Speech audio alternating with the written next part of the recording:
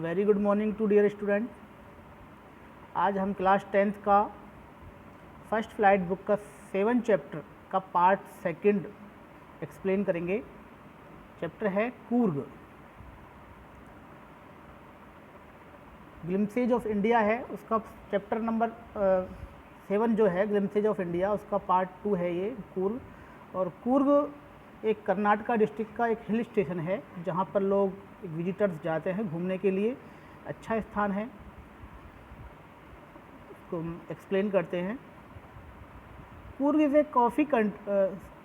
Coffee country famous for its rain forest. Okay, minute settle कर लेते हैं इसको। तो कूर्ग एक कॉफ़ी कंट्री है और कॉफ़ी के लिए फेमस है, और वहाँ पर रेन फॉरेस्ट एंड स्पाइसेस, ये दोनों जो है यहाँ पर फेमस है। स्पाइसेस यानी मसाले जो होते हैं हमारे, उनके लिए ये फेमस है। और रेन फॉरेस्ट क्योंकि यहाँ पर बरसात बहुत होती है तो उसके हिसाब से इस जगह को रेन फॉरेस्ट भी कहा जाता है। तो समझ गए होंगे आप, कूर्ग कर्नाटका डिस्ट्रिक्ट की एक जगह है, हिल स्टेशन है और विजिटर्स के लिए बहुत उपयोगी है। तो आज हम इसको रीड करते हैं। Midway between Mysore and the coastal town of Mangalore sites a piece of heaven that must have drifted from the kingdom of God। यानी मिडवे कहाँ है, बीच में है, कहाँ के, मैसूर और दूसरा मैंगलोर, इन दोनों के बीच में एक कोस्टल टाउन है जिसको हम कूर्ग कहते हैं। कूर्ग हिल स्टेशन है और ये दो जो फेमस जगह है मैसूर और मैंगलोर, उसके बीच में ये सेटल है, स्थित है। A piece of heaven that must have drifted from the kingdom of God. और इसको ऑथर कह रहा है कि ये एक पीस ऑफ हेवन है, एक स्वर्ग का एक टुकड़ा है जो किंगडम ऑफ गॉड से उड़ करके, टुकड़ा निकल करके और यहाँ आकर के बस गया है। यानी भगवान का जो घर है, जो साम्राज्य है, जो किंगडम ऑफ गॉड है, वहाँ से ये जो जन्नत का टुकड़ा है, जो स्वर्ग का जो टुकड़ा है, वहाँ से ड्रिफ्ट होकर के और वो यहाँ आकर के सेटल हो गया हो, ऐसा ऑथर इसकी तारीफ में कहता है। This land of rolling hills is inhabited by a proud race of martial man. This land of rolling hills, ये जो हिल स्टेशन है, जो यहाँ के लोग हैं, उनके लिए एक प्राउड की बात है कि ये एक मार्शल मैन यानी जो युद्ध करते हैं, युद्ध लड़ते हैं, उनके लिए, ब्यूटीफुल वुमन के लिए और वाइल्ड क्रीचर के लिए फेमस है। ये जगह जो है जानी जाती है मार्शल मैन के लिए, ब्यूटीफुल वुमन के लिए और वाइल्ड क्रीचर के लिए। तो वहाँ के इनहेबिटेंट्स के लिए ये चीज़ प्राउड की बात है। आगे बढ़ते हैं। कूर्ग और कुडागू, देखिए कूर्ग और कुडागू इसका नाम है, कूर्ग का दूसरा नाम कुडागू भी है। The smallest district of Karnataka is home to evergreen rain forest. यानी एक सबसे छोटा डिस्ट्रिक्ट है कर्नाटका का और यहाँ क्या है, is home to evergreen rain forest. यानी हमेशा जो है यहाँ की जो बरसात जो होती है यहाँ पर बहुत अच्छी खासी होती है, और यहाँ की जो स्पाइसेस हैं, यहाँ के जो मसाले हैं एंड कॉफ़ी प्लांटेशन, इनके लिए यहाँ ये इनका घर है, इनके लिए फेमस है। कॉफ़ी प्लांटेशन, स्पाइसेज और रेन फॉरेस्ट, इन तीनों का घर इसको माना जाता है। Evergreen rain forest cover 30% of this district. यानी 30% जो डिस्ट्रिक्ट है कूर्ग का, वो एवरग्रीन फॉरेस्ट माने जाते हैं। वहाँ पर बरसात बहुत अच्छी होती है, अच्छी खासी बरसात होती है और एक मिस्ट सी वहाँ पर छाई रहती है। ड्यूरिंग द मानसून के जो दौरान जो है वहाँ it pours enough to keep many visitors away. Monsoon के समय यहाँ पर बहुत ज़्यादा बरसात होती है, बहुत ज़्यादा बारिश होती है और इसकी वजह से विजिटर्स यहाँ पर नहीं आ पाते उस समय मानसून के सीज़न में। लेकिन the season off Joy Cummins from September and continue till March. लेकिन जो सीज़न ऑफ जॉय है, सीज़न जो घूमने का जो मज़ा है, जो घूमने का जो सीज़न है और मौसम जो जब अच्छा रहता है, वो है यहाँ पर सेप्टेम्बर टू मार्च। यानी विंटर का सीज़न है, सर्दियों का सीज़न है और वहाँ उस समय यहाँ का मौसम बहुत अच्छा रहता है, विजिटर्स के लिए अनुकूल रहता है। The weather is perfect with some showers thrown in for good measures. उस समय यानी सितंबर से लेकर के मार्च तक यहाँ का वेदर बहुत अच्छा रहता है, परफेक्ट रहता है और बारिश भी उस समय हल्की फुल्की होती है, लेकिन वो जो बारिश है वो उस मौसम को और भी अच्छा बना देती है। यानी उस समय मौसम बहुत परफेक्ट होता है घूमने के लिए। आगे बढ़ते हैं। The air breath of invigorating coffee, और उसकी वजह से आप ये कॉफ़ी स्टेट इसलिए बोला जाता है कि यहाँ की इतनी कॉफ़ी प्लांटेशन है कि हवाओं में भी जो है कॉफ़ी की खुशबू समाई रहती है, वहाँ की एयर ब्रीथ में भी जो है कॉफ़ी समाई रहती है, कॉफ़ी की खुशबू वहाँ पर आती रहती है उसकी हवाओं में, फिजाओं में। Coffee state and colonial bungalows stand tugged under tree canopies in prime corner. Coffee state जो है यहाँ की रियासत है, इसको कॉफ़ी स्टेट बोलते हैं, और यहाँ जो बंगले हैं, कोठी हैं, वो यहाँ की जो कैनोपीज़ हैं, यानी जो पहाड़, जो फॉरेस्ट है, जंगल है, जिनके बड़े बड़े जो बिल्कुल चारों तरफ से जंगल ही जंगल है, पेड़ ही पेड़ हैं, उनमें उनके अंदर जो बंगले हैं वो वहाँ की कैनोपीज़ में, वहाँ की जो पेड़ों की जो छाँव होती है उसके अंदर छुपे रहते हैं। हर एक आपको प्राइम लोकेशन पर एक अच्छी अच्छी कॉर्नर पर आपको अच्छी बिल्डिंग मिलेंगी, बंगले मिलेंगे, लेकिन वो बंगले वहाँ के पेड़ों के पत्तों से, वहाँ की कैनोपीज से बिल्कुल अंदर ढके हुए रहते हैं। वहाँ पर आपको दूर से देखने पर मालूम नहीं चलेगा कि यहाँ पर कुछ है।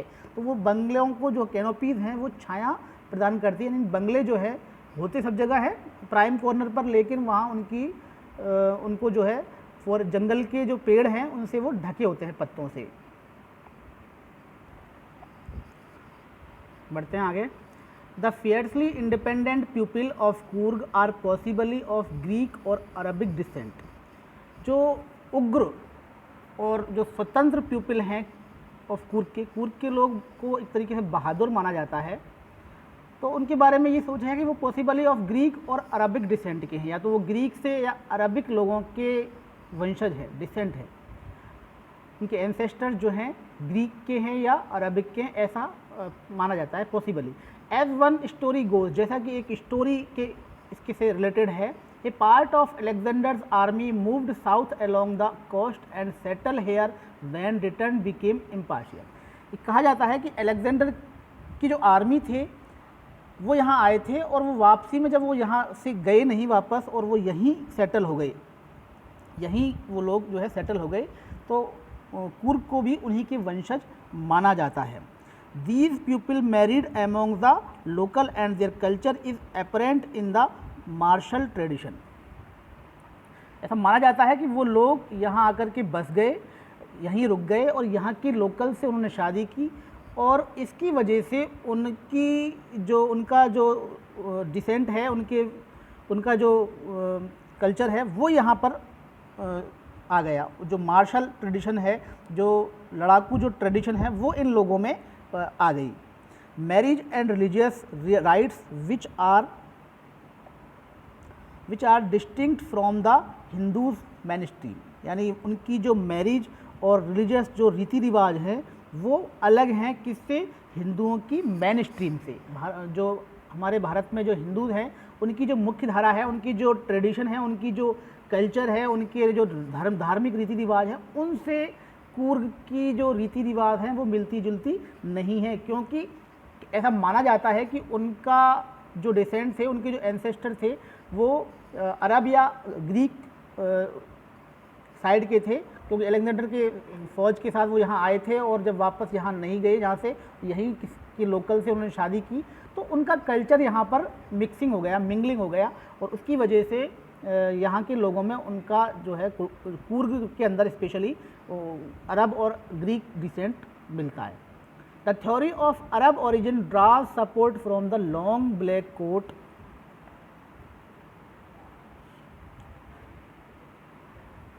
with an embroidered waist belt worn by the Kudavus known as kufiya. It resembles the kufiya worn by the Arab and the Kurds। अब मुख्य धारा से कैसे अलग हैं, तो थ्योरी ऑफ अरब ओरिजिन, जो अरब ओरिजिन की जो थ्योरी है जो हम समझते हैं उसको जो सपोर्ट करती है वो है उनका लॉन्ग ब्लैक कोट। अरब के लोग क्या करते हैं, एक लंबा ब्लैक कोट जो है, सॉरी अरब के लोग वाइट पहनते हैं, लेकिन जो कुडावू हैं उनकी जो पोशाक है वो कैसी है, लॉन्ग ब्लैक कोट, एक लंबा ब्लैक कोट है जो कि कढ़ाई किए हुए हैं, और उसके कमर पर जो है एक कमर पेटा टाइप का बंधा होता है, बेल्ट बंधा हुआ होता है। ऐसी ड्रेस जो है कूर्ग या कुडावूज जो है पहनते हैं, और उसको हम बोलते हैं कुपिया। क्या बोलते हैं, कुपिया के नाम से वो सूट जाना जाता है। It resembles the kufiya worn by the Arabs and the Kurds. और ये किससे रिजेंबल करता है, किससे मिलता जुलता है? खुफिया, जो अरब और कुर्द लोग जो पहनते हैं उससे ये चीज़ मिलती जुलती है। तो कहने का मतलब काफ़ी सिमिलरिटी अरब और कुर्द लोगों से यहाँ के लोगों की मिलती है। पहनावा भी मिलता है, लहजा भी मिलता है, और उनका जो उग्र और एक लड़ाकू और इंडिपेंडेंट रहने का जो जज्बा है वो भी इन लोगों से, अरब और ग्रीक के लोगों से यहाँ के लोगों का, कुर्द लोगों का मिलता है। तो कहने का मतलब ऑथर ये कहना चाहता है कि वो वहाँ से बहुत ज़्यादा उनसे रिजेम्बलेंस होती है, इसलिए ये कहा जाता है कि हो सकता है इनके एंसेस्टर्स कुर्द या अरब के लोगों, अरब या ग्रीक के वंशज हो सकते हैं। इनके एंसेस्टर्स वहाँ के डिसेंट के ये लोग हो सकते हैं, क्योंकि इनके लहजे में इनकी जो मानसिकता है वो काफ़ी हद तक उनसे मिलती जुलती है। ये एक बहादुर और तेज़ लोग होते हैं, इंडिपेंडेंट लोग होते हैं। आगे बढ़ते हैं। Coorgi homes have a tradition of hospitality, यानी हॉस्पिटलिटी का मतलब मेहमान नवाजी का उनके अंदर एक चलन है, एक ट्रेडिशन है। And they are more than willing to recount numerous tales of valour related to their sons and fathers, यानी उनके अंदर जो है एक तो मेहमान नवाजी बहुत अच्छी खासी करते हैं वो लोग, और दूसरी है इनके अंदर एक इच्छा होती है कि वो अपने फादर्स और सन के लिए जो रिलेटेड जो कहानी होती है वीरता की, वो सुनना पसंद करते हैं। उनकी इच्छा होती है कि ऐसी कहानियाँ वो सुने, जो अपने पिता और सन्स ने जो बहादुरी के कारनामे किए हैं, तो वो ऐसी बहुत सारी कहानियों को सुनने के आदी हैं, सुनना चाहते भी हैं। The Coorg regiment is one of the most decorated in Indian army. Coorg regiment एक बहुत ही जानी पहचानी एक रेजिमेंट है भारतीय सेना में। And the first chief of the Indian army general Cariappa was a Coorgi, यानी पहला जो चीफ था इंडियन आर्मी का, जनरल करियप्पा, वो कौन था? एक कुर्ग था, यानी कुर्गी पर्सन था, एक कुर्गी डिसेंट से था, और पहला जो जनरल था वो जनरल करियप्पा, वो कुर्गी था। तो इंडियन आर्मी में कुर्ग रेजिमेंट का भी बहुत एक नाम है, क्योंकि वहाँ का पहला जो जनरल था वो जनरल करियप्पा, वो कुर्गी था। Even now Kodavas are the only people in India permitted to carry firearm without a licence. तो कितनी बड़ी बात है कि आज तक उनके जो किस्से हैं, उनकी जो उनका जो जिस हिसाब से उनको जाना जाता है, उसके हिसाब से ये है कि आज तक कुडावूज एक मात्र भारत के अंदर एक ऐसे लोग हैं जिनको हथियार रखने की बिना लाइसेंस के परमिशन दी गई है, कि वो बिना किसी लाइसेंस के परमिशन है कोई भी फायर आर्म्स, यानी कोई भी बंदूक वगैरह कोई ऐसे आर्म वो रख सकते हैं, आज भी उनको एक परमिशन दी गई है। कितनी बड़ी बात है, उनका कितना बड़ा नाम है कुर्ग का, कि भारतीय सेना में उनका एक अलग हिसाब किताब है। पहला उनका आर्मी जनरल करियप्पा कुर्गी था, और इसकी वजह से ही उनको आज भी हथियार रखने की परमिशन है बिना लाइसेंस की, जबकि हमारे यहाँ किसी को भी बिना लाइसेंस की किसी भी हथियार को रखने की परमिशन नहीं है। आगे बढ़ते हैं। The river Kaveri obtain it's water from the hills and forest of Coorg. तो द रिवर कावेरी, यानी कावेरी रिवर जो है वहाँ एक बहुत फेमस रिवर है, वो अपना जो वाटर है, अपना पानी है, वह कहाँ से ऑब्टेन करती है? कुर्ग से, फॉरेस्ट ऑफ कुर्ग। जो कुर्ग के फॉरेस्ट हैं, जंगल हैं, वहाँ से ये रिवर कावेरी अपना पानी ऑब्टेन करती है, क्योंकि वहाँ पर रेन फॉरेस्ट बनते हैं, बहुत अच्छी खासी बारिश होती है, तो वहीं से ही ये कावेरी नदी बहती है। Mahseer a large fresh water fish abound in these waters, यानी महाशीर जो एक फ्रेश वाटर फिश है वो यहाँ के पानी में मिलती है। Kingfishers div for their catch. Kingfisher जो होती है, पक्षी होता है, जो बर्ड होता है किंगफिशर, वो डुबकी लगाता है मछलियों को पकड़ने के लिए। उसी समय wild squirrels and langurs drop partially eaten fruit for the mischief of enjoying the splash and the ripple effect in the clear water. तो किंगफिशर डिव करती है मछलियों को पकड़ने के लिए, उसी समय जो गिलहरी होती हैं, स्क्वायरल होती हैं, लंगूर्स होते हैं, वो अपना कुछ जो पेड़ों से फल खाते हैं, वो आधा खाया हुआ फल एक शैतानी के तौर पर पानी के अंदर फेंक देते हैं और एक एंजॉय करते हैं, मज़े लेते हैं। किसके? जो पानी के, शांत पानी के अंदर जो रिपल बनती है किसी चीज़ को डालने से, लहरें जो बनती है, जो इफेक्ट पानी के अंदर आता है, उसका वो क्लियर वाटर के अंदर मज़े लेते हैं। पानी के अंदर, हम साफ़ पानी के अंदर, शांत पानी के अंदर किसी भी चीज़ को डालेंगे तो वो लहरें जो बनती है वो उस लहरों का वो गिलहरी और लंगूर जो है वो मज़े लेते हैं। ठीक है। Elephants enjoy being bathed and scrubbed in the river by their mouth. Elephant भी उसके पानी में, कावेरी नदी के पानी में इंजॉय करते हैं, नहाते हैं। किनके द्वारा नहाए जाते हैं उनको? उनके माहौत द्वारा। उनके माहौत जो होते हैं, केयर टेकर जो उनके होते हैं, उनको देखभाल करने वाले होते हैं, वो उनको स्क्रब करते हुए रगड़ रगड़ कर उनको उस पानी से नहलाते हैं। ये इसकी बात है। आगे बढ़ते हैं। The most laid back individual Beckham converts the life of high energy adventures with river rafting, canoeing, rappelling, rock climbing and mountain biking. कहने का मतलब ये है कि जो बहुत ज़्यादा जिनके पास समय होता है, या हम एक सही कह सकते हैं हम अपने लहजे में कि आलसी लोग जो हैं वो लोग भी वहाँ जाकर के कन्वर्ट हो जाते हैं, बदल जाते हैं किसमें? हाई एनर्जी वाले लोगों में। अपने आप को जो एक तरीके से जो आलसी लोग होते हैं या जिनके पास बहुत सारा समय होता है, वो लोग भी वहाँ आकर के एक तरीके से अपना आप को एंजॉय करते हैं, अपने आप को एनर्जी पाते हैं। वहाँ के जो एडवेंचर्स होते हैं, जो साहसी काम होते हैं, उनमें भाग लेने की कोशिश करते हैं।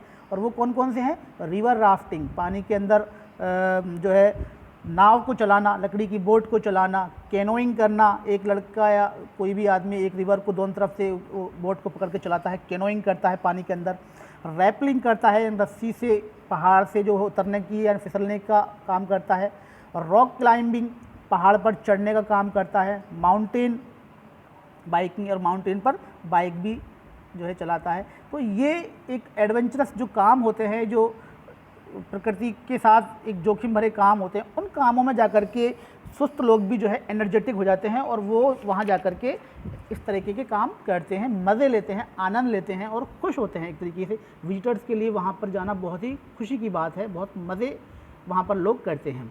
Numerous walking trails in this region are a favourite with trekkers. बहुत सारी जो वॉकिंग ट्रेल्स होती हैं यहाँ पर, जो चलने के द्वारा बन जाती है। कोई आदमी पैदल चलता है किसी रास्ते में तो उसके उस रास्ते में रास्ता बन जाता है, चाहे वो जंगली है, पेड़ पौधे जो होते हैं वो टूट जाते हैं या हट जाते हैं वहाँ से। तो बहुत सारे वॉकिंग ट्रेल्स जो होते हैं, रास्ते जो होते हैं वहाँ उस रीजन में वॉकिंग के द्वारा, जो रॉक क्लाइंबिंग, कैनोइंग करने वाले लोग होते हैं, विजिटर्स होते हैं, उनके घूमने से बहुत सारे रास्ते बन जाते हैं, वॉकिंग ट्रेल्स बन जाते हैं, पैदल रास्ते बन जाते हैं उस रीजन में, इनके द्वारा जो वहाँ पर घूमते हैं उनके द्वारा। तो बहुत सारे रास्ते वहाँ पर बन जाते हैं। आगे है, birds, bees and butterflies are there to give you company.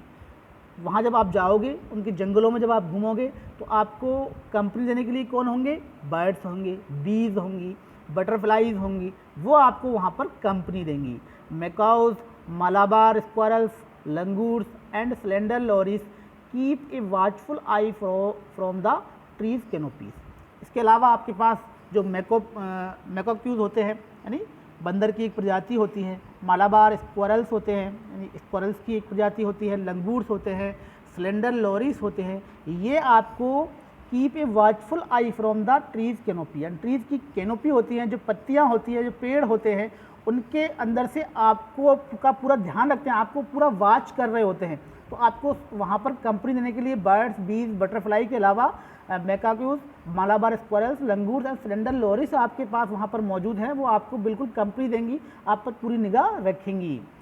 I do however prefer to step aside for wild elephants. यानी कभी कभी जो है मुझे ऐसा करना भी पड़ता है कि जब सामने से हाथी आते हैं, हाथी का झुंड आता है, तो हमको अपना रास्ता छोड़ करके साइड में हटना भी पड़ जाता है। वाइल्ड एलिफेंट को देख करके हम अपना स्टेप साइड में कर लेते हैं, उनको रास्ता पहले देते हैं, पहले आप निकलिए, हम बाद में निकल लेंगे, क्योंकि अगर ऐसा नहीं करेंगे तो वाइल्ड एलिफेंट आपको नुकसान पहुंचा सकते हैं। तो हम कभी कभी जो है वाइल्ड एलिफेंट के लिए हमको रास्ता छोड़ना भी पड़ जाता है। आगे है, the climb to the Brahmagiri hills brings you into a panoramic views of the entire misty landscape of Coorg.